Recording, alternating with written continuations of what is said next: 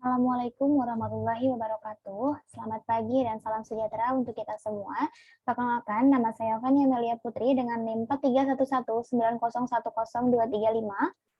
Pada kesempatan kali ini, izinkan saya untuk memaparkan pitch deck atau rencana bisnis saya yang merupakan ini adalah ujian akhir semester dari mata kuliah Kewirausahaan 3 yang diampu oleh dosen saya, Ibu Kilyatin Diah Ayunur, SPD, MMCMA. Izinkan saya untuk share screen.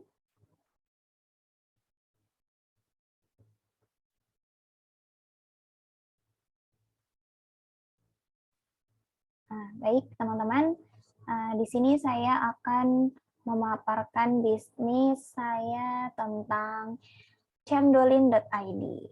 Butuh yang segar, cendolin aja. Oke, ini ada website cendolin ID yaitu di www.cendolin.id.com.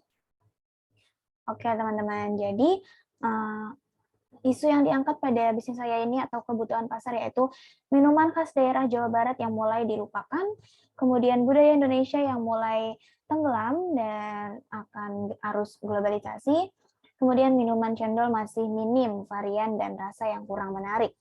Kemudian di sini ada contoh kasus atau cerita yang saya angkat. Belakangan ini muncul varian minuman yang mengusung tema kebarat-baratan seperti Thai tea, bubble, dan lain-lainnya. Dan seiring berjalannya arus globalisasi, minuman tradisional cendol dari Jawa Barat ini mulai tenggelam. Kemudian di sini ada solusi yang saya tawarkan, yaitu menciptakan cendol dengan banyak varian topping, kemudian membuat kemasan yang praktis dan menarik, dan mempertahankan cita rasa cendol sebagai minuman tradisional Jawa Barat. Nah, di sini ada juga solusi yang ditawarkan produk atau jasa. Yang pertama yaitu membuka usaha minuman es cendol di lokasi yang strategis, kemudian membuat inovasi baru yaitu menambahkan varian rasa pada es cendol, dan menyajikan dalam kemasan yang unik untuk menarik perhatian konsumen. Kemudian di sini juga saya mencantumkan value proposition yang unik, yaitu menjadikan buah-buahan sebagai topping es cendol. Contohnya seperti buah nangka, buah durian, buah naga, buah mangga, dan lain-lain sebagainya.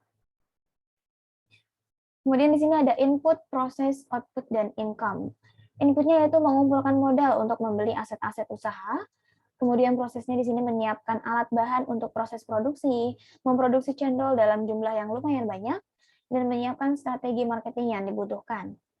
Kemudian di sini ada output, yaitu terciptanya suatu minuman es cendol segar dengan berbagai varian topping buah-buahan di atasnya. Dan di sini didapati outcome, yaitu mendapatkan profit atau laba untuk jangka panjang. Next. Nah, di sini ada target customer dan market sizing ya. Di target customer ini, persentase target customer pada cendolin.id ini yaitu 29% mahasiswa, yaitu rentang usia 17-25 tahun.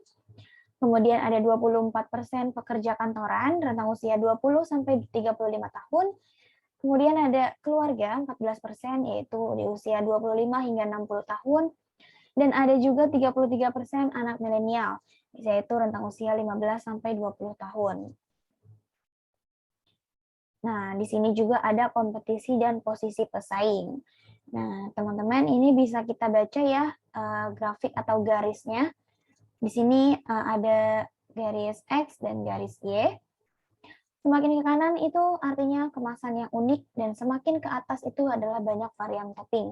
Begitupun sebaliknya, semakin ke kiri kemasan itu biasa saja, dan semakin ke bawah varian toppingnya itu sedikit.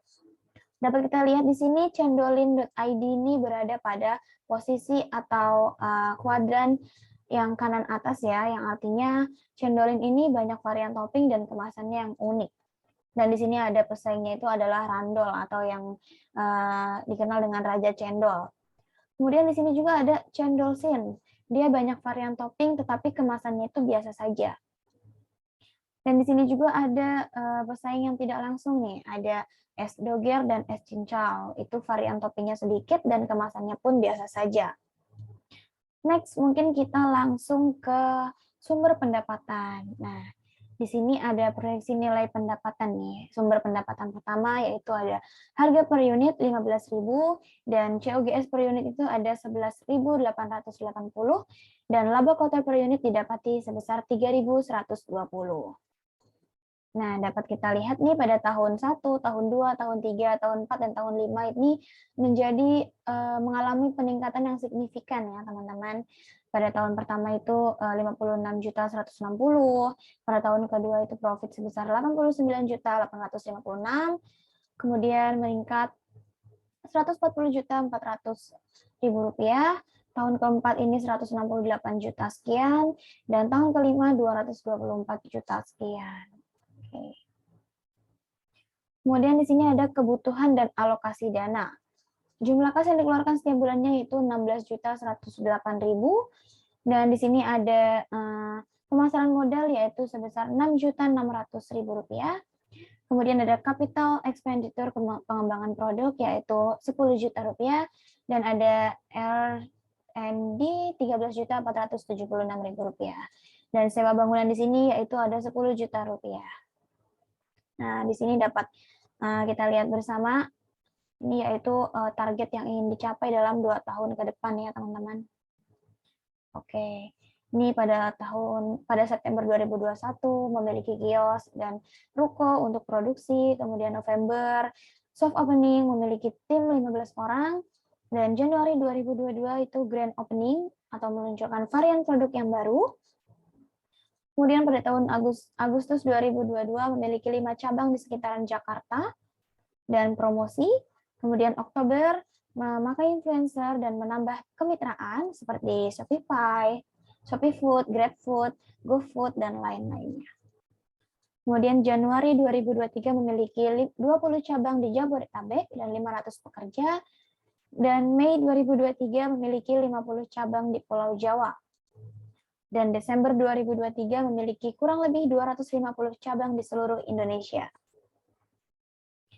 Oke, next.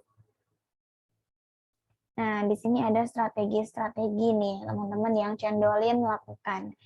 Di fase pertama yaitu bulan 1 sampai bulan 3 itu melakukan soft opening dan membuka toko di Meruya, memiliki tim 15 orang. Kemudian fase kedua yaitu bulan keempat hingga bulan ke-6, yaitu grand opening dan meluncurkan varian produk, melakukan promosi dan membuka online marketplace. Kemudian fase ketiga yaitu bulan 7 hingga bulan 10, membuka outlet di Ciledug, memiliki tim 50 orang, dan memberikan diskon. Kemudian di fase keempat itu ada bulan 11 hingga bulan 17, membuka outlet di PIK, meluncurkan varian baru, memakai influencer, dan menambah kemitraan.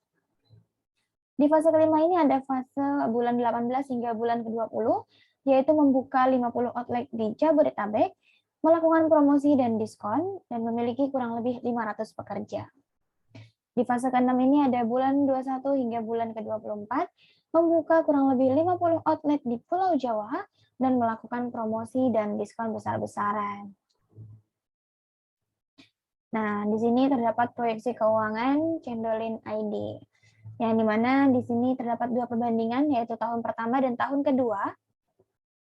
Di tahun pertama jumlah konsumen itu sebanyak 3.000, dan tahun kedua ini meningkat menjadi 5.000.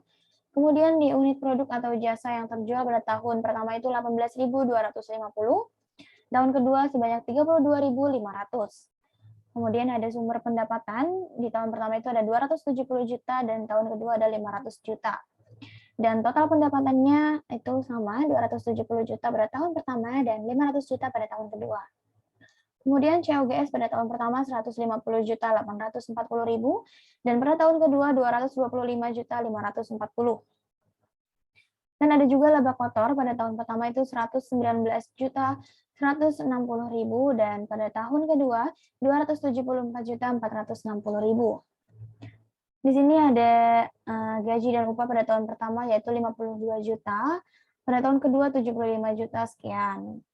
Sewa bangunan kantor pada tahun pertama itu ada 10 juta dan tahun kedua 35 juta.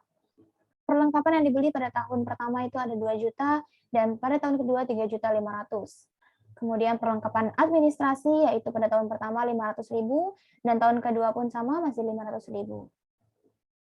Kemudian di sini total beban pada tahun pertama itu ada 64.650.000 dan tahun kedua ada 114.580.000.